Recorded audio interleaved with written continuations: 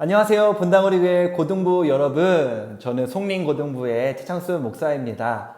우리가 교회에서 함께 모여 예배하지 못한 지 벌써 5주가 되었어요. 그래서 5번의 예배를 우리가 영상으로 드리게 됐는데 많은 친구들과 얘기를 나눠보니까 첫째 주, 둘째 주에는 조금 마음 다해 예배하려고 노력했지만 셋째 주, 넷째 주, 다섯째 주에 오면서 좀 마음이 해이해지고 있는 것은 사실이다. 이런 이야기들을 목사님들이 이제 들으면서 어떻게 하면 우리 친구들 잘 도울 수 있을까 고민하다가 그래도 일상의 삶에서 우리 친구들 말씀 보도록 우리가 도와야 되는 거 아닐까 해서 오늘부터 내가 매일 큐티해 라는 네이밍으로 우리가 함께 매일 큐티를 좀 진행해 보려고 합니다. 월수금은 송림고등부 목사님인 제가 설교하고요. 화목토는 우리 서현고등부 목사님이신 설창성 목사님이 말씀 전해 주실 텐데요. 우리 목사님들의 말씀 따라서 매일매일 말씀으로 큐티로 하루를 시작하고 승리하는 여러분들이 되었으면 좋겠습니다. 목사님이 3가지만 좀 부탁하고 싶어요. 첫 번째로는요, 목사님들의 그냥 설교를 여러분들이 듣기만 하는 시간이 아니라 이 영상을 켜기 전에 먼저 큐티 본문을 읽고 인지하고 묵상한 상태로 오늘 이 영상 가운데 참여해 주기를 부탁합니다. 두 번째로는요, 설교를 들은 다음에 이후의 시간에 기도 음악을 좀 틀어놓고 기도하는 시간을 가질 거거든요. 목사님 오늘 설교 들었네. 끝! 이렇게 하지 마시고 설교를 듣고 말씀을 우리 마음속에 새긴 다음에는 기도하는 시간에 이어서 여러분들이 기도해 주기를 좀 부탁드릴게요. 세 번째로는 이 영상을 본 다음에 이 영상들이 유튜브에 이제 올라가잖아요. 여러분들이 댓글로 아멘 혹은 오늘 들은 말씀을 붙잡고 오늘 저는 이런 걸 느꼈습니다 라고 꼭 댓글로 반응해 주셔서 우리 또 각각 고등부 친구들끼리의 이 댓글 안에서의 이 영적인 나눔들이 이루어질 수 있도록 해주기를 이 3가지. 첫 번째로는 본문을 이해한 상태에서 설교를 듣도록 하자. 두 번째로는 설교 이후에 이어지는 기도의 시간에도 꼭 기도로 동참하자. 세 번째는 그 은혜를 다 누린 후에는 댓글로 우리 은혜를 함께 나누었으면 좋겠다. 이 내용을 꼭 기억해 주시고 오늘 내가 매일 큐티해 첫 번째 시간 기도함으로 오늘 첫 시간을 시작하도록 하겠습니다. 은혜로우신 아버지 하나님, 집에 있는 시간이 길어짐에 따라 우리의 일상도 무너지고 영적인 생활 또한 무너진 것이 사실입니다. 내가 매일 큐티해 라는 이 도구로 다시 한번 하나님과의 관계에 있어서 일어설 수 있는 우리 친구들이 될 수 있도록 하나님 은혜를 더하여 주옵소서. 특별히 오늘 말씀을 듣습니다. 성경의 저자이신 성령님께서 우리에게 말씀을 깨닫게 하시고 가르쳐 주시고 우리는 아멘으로 반응할 수 있도록 인도하여 주옵소서. 감사를 드리며 이 모든 말씀 예수님 이름으로 기도합니다. 아멘. 오늘 말씀은 마가복음 9장 30절부터 37절까지 말씀입니다. 여러분들 그냥 영상을 보지 마시고 큐티 책을 가져오시던지 아니면 성경책을 펼치시던지 해서 함께 말씀을 읽도록 하겠습니다. 목사님이 읽는 본문은 쉬운 성경으로 하지 않고 성경의 텍스트인 개역개정으로 할게요. 왜냐하면 선생님들도 함께 하시고 큐티책이 없는 친구들도 있을 수 있기 때문에 개역개정으로 읽도록 하겠습니다. 마가복음 9장 30절부터 37절인데 제가 먼저 읽고 그 다음에는 여러분이 읽고 번갈아 가면서 한번 읽도록 할게요. 30절 목사님 읽겠습니다. 그곳을 떠나 갈릴리 가운데로 지날새 예수께서 아무에게도 알리고자 아니하시니 이는 제자들을 가르치시며 또 인자가 사람들의 손에 넘겨져 죽임을 당하고 죽은 지 3일 만에 살아나리라는 것을 말씀하셨기 때문이더라. 그러나 제자들은 이 말씀을 깨닫지 못하고 묻기도 두려워하더라. 가버나움에 이르러 집에 계실새 제자들에게 물으시니 너희가 길에서 서로 토론한 것이 무엇이냐 하시되 그들이 잠잠하니 이는 길에서 서로 누가 크냐 하고 쟁론하였음이라. 예수께서 앉으사 12제자를 불러서 이르시되 누구든지 첫째가 되고자 하면 뭇 사람의 끝이 되며 뭇사람을 섬기는 자가 되어야 하리라 하시고 어린아이 하나를 데려다가 그들 가운데 세우시고 안으시며 제자들에게 이르시되 함께 읽겠습니다. 누구든지 내 이름으로 이런 어린아이 하나를 영접하면 곧 나를 영접함이요 누구든지 나를 영접하면 나를 영접함이 아니요 나를 보내신 이를 영접함이니라. 아멘. 내가 매일 큐티의 첫 시간의 내용은요, 다툼입니다. 다툼. 여러분 다투어 보셨어요? 제가 다투었던 스토리도 있지만 되게 기억에 남는, 다툼이라는 단어를 들으면 기억에 남는 스토리가 하나 있는데, 저 고등학교 때 친구 얘기예요. 친구가 하루는 저한테 와서 나 어제 누나랑 싸웠어 막 이러는 거예요. 누나랑 왜 싸웠어? 이렇게 물어보니까 내가 학원 끝나고 들어갔더니 누나가 엄마랑 아빠랑 피자 시켜 먹고 있는 거야. 그래서 내가 나 없는 곳에서 가족들끼리 피자 먹는 것도 열받는데 내가 하나 먹으려고 그랬더니 누나가 먹지 말라는 거야. 그래갖고 겁나 짜증났어 이러는 거예요. 그래? 그래서 어떻게 했는데 내가 너무 짜증나고 누나가 계속 나한테 막 뭐라고 해서 내가 피자를 들어서 누나 얼굴에 던져버렸어 이렇게 얘기하는 거예요. 너무 충격적이고 말도 안 되는 얘기가 되고 그냥 되게 놀랐는데 그래서 어떻게 됐어요? 했더니 걔가 말하는데 더 황당한 건 뭐냐면 근데 빗나갔어 이러는 거예요. 또 다툼하면은 그 친구 이야기가 가장 먼저 저는 떠오르는데요. 여러분 다투는 대상이 있고요. 또 다툰 원인이 있죠. 이 친구의 경우에는 다툰 대상은 누나이고요. 다툰 원인은 피자를 못 먹게 해서였습니다. 예를 들어 봅시다. 다툼에는 대상과 원인이 있다고 했어요. 대상, 최창수 목사님이 설창성 목사님과 싸웠다. 대상이죠. 원인, 왜 싸웠는가? 서로 잘생겼다고 이야기하면서 내가 잘생겼어, 네가 잘생겼어 하면서 싸웠다라고 하면서 다툼에는 대상과 원인이 있습니다. 오늘 본문에는요, 다툼이 벌어지고 있는데요. 다툼의 대상은 누구인가? 예수님의 제자들끼리 다툽니다. 왜 다투었는지가 오늘 본문의 핵심 내용이 될 수 있겠습니다. 목사님과 함께 두 가지 다툼의 원인에 대해서 한번 살펴볼 텐데요. 첫 번째로는 높아지고 싶은 욕구 때문이었습니다. 우리 30절 말씀 좀 볼까요? 오늘 본문 마가복음 9장 30절입니다. 함께 보겠습니다. 그곳을 떠나 갈릴리 가운데로 지날세 하면서 예수님과 제자들이 갈릴리라는 지역, 갈릴리는요 여러분 경기도, 충청도, 경상도, 전라도 이런 것처럼요 굉장히 넓은 지역을 뜻합니다. 예수님과 예수님의 제자들이 갈릴리 가운데로 지나가시다가 33절을 볼까요? 33절에 보니까 가버나움에 이르러, 가버나움은요 분당 아니면은 서울 이런 식으로 도시를 뜻해요. 그러니까 갈릴리라는 지역에 가버나움이라는 도시에 예수님이 도착하셨다는 것이죠. 그래서 도착하시면서 제자들에게 이제 물어보시는 거예요. 33절을 봅시다.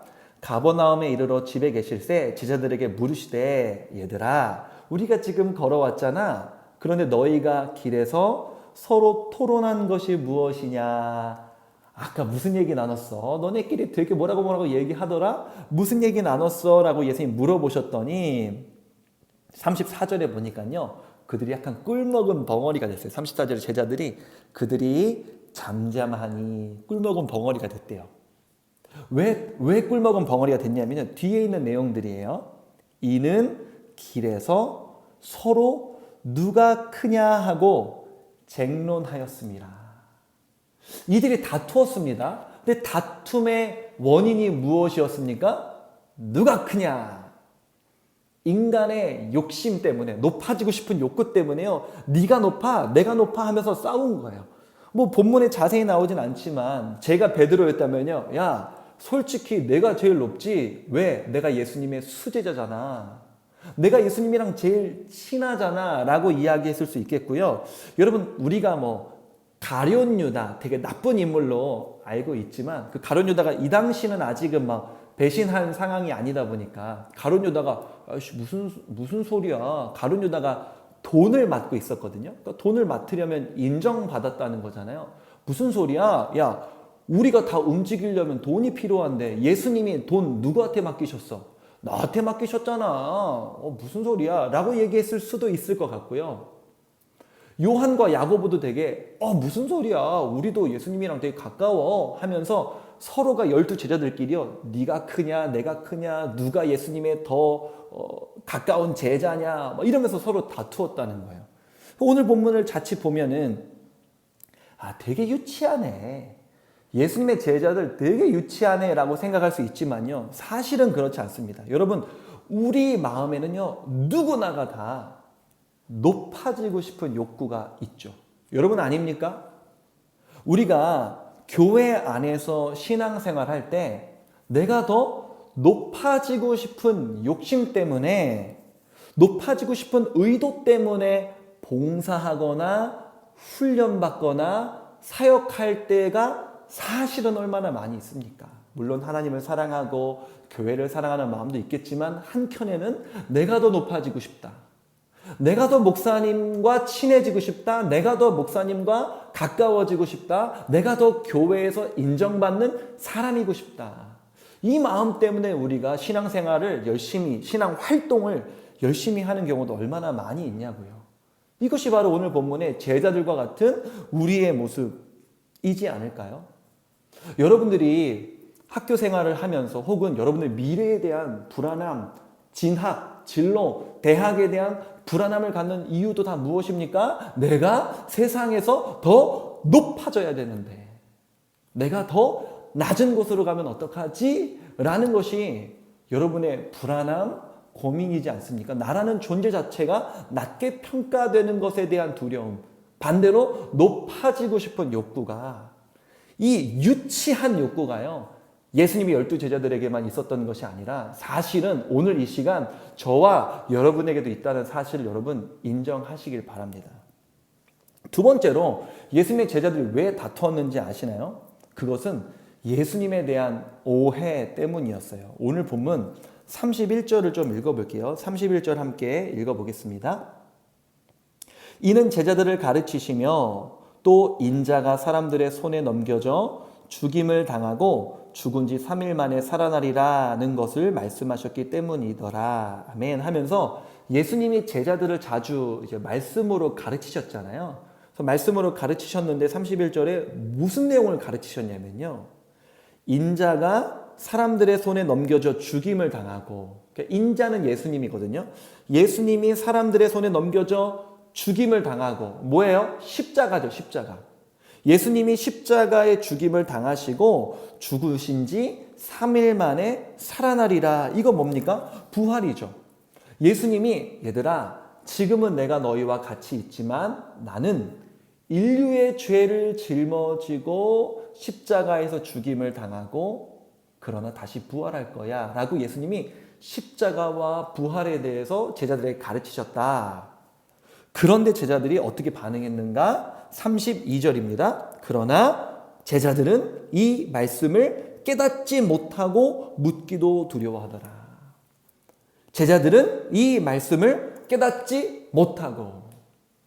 여러분 제자들은 몰랐습니다. 예수님이 십자가를 지시기 위해서 또 부활하시기 위해서 이 땅에 오셨다는 사실을 전혀 몰랐어요. 예수님에 대해서 오해했습니다. 이들은 예수님에 대해서 어떻게 생각하고 있었냐면요. 그 당시 이 예수님의 제자들뿐만 아니라 유대인들에게는 메시아가 우리에게 오시면 메시아는 어떤 분일 거라고 생각했냐면요. 로마의 지배와 로마의 식민지에 빠져 있는 우리를 군사적인 쿠데타를 일으켜서 우리를 독립시켜주고 그는 다윗과 같이 우리 민족의 왕으로 등극할 거야 라는 것이 그 당시 유대인들의 이 메시아 사상이었습니다. 그러니까 예수님의 제자들도 그 사상을 갖고 예수님을 본 거예요.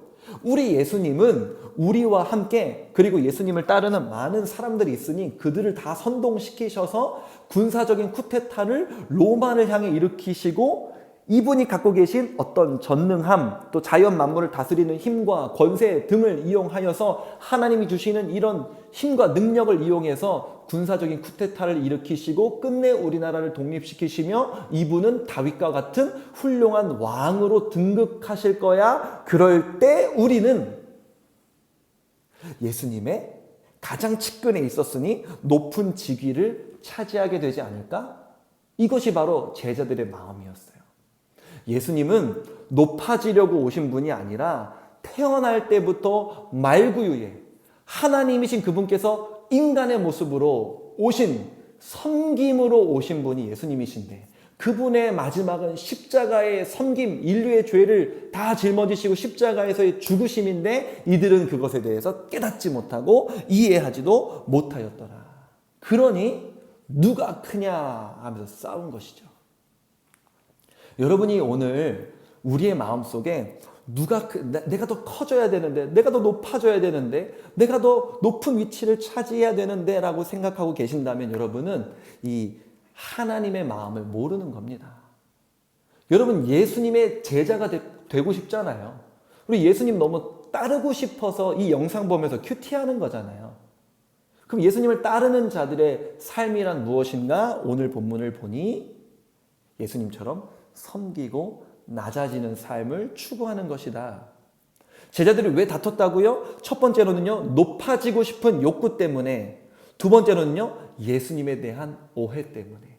그분은 섬기러 오신 분인데, 그분을 따른다는 것은 함께 섬김의 자리로 가는 것을 의미하는데, 말씀을 맺습니다. 여러분, 위로브라는 이 팀을 아시죠? 위로브라는 팀에서 부른 이 찬양 중에 낮은 곳으로라는 찬양이 있어요. 이 찬양의 가사를 보면 가사의 내용 중에 이런 내용이 있습니다. 당신이 그랬듯, 예수님이 당신이 그랬듯 나도 더 낮은 곳으로 높네요. 우릴 초대하네. 높네요. 그 다음 가사가요. 함께 하자고 말씀하시네. 우리도 예수 그 길을 따라 함께 가길 원하네. 이런 가사의 고백이 있어요.